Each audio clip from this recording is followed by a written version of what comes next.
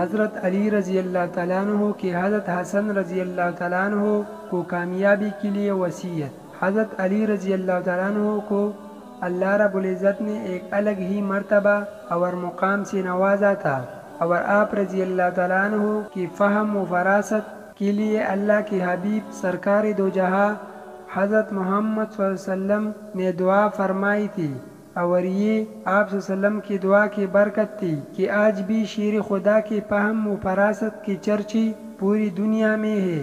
آپ رضی اللہ تعالیٰ عنہ کے بارے میں حضور اقدس صلی اللہ علیہ وآلہ وسلم نے فرمایا تھا کہ میں علم کا شہر اور علی اس کا دروازہ ہے۔ یہی وجہ تھی کہ حضور صلی اللہ علیہ وسلم کی وصال کے بعد بھی لوگ اپنی مشکلات کا حل جاننے کے لیے حضرت علی رضی اللہ تعالیٰ عنہ سے رجوع کیا کرتے تھے۔ حضرت علی رضی اللہ تعالیٰ عنہ نے اپنے فرزند کو وصیت فرمائی تھی، جن کو ہم ایک کامیاب زندگی کی اصول بھی کہہ سکتے ہیں۔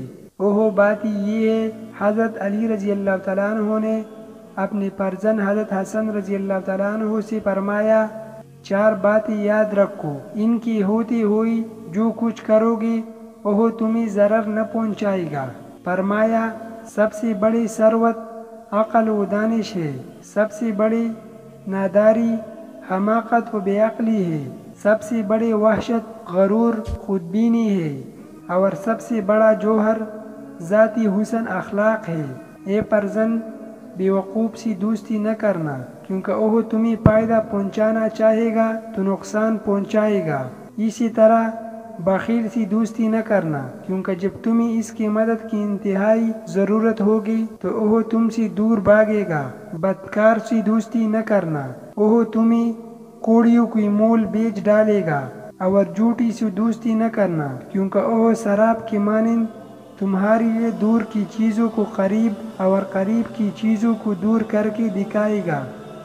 وظننت أنا أني بذلك حزت غنى فوجدت أني خاسر فتلك مظاهر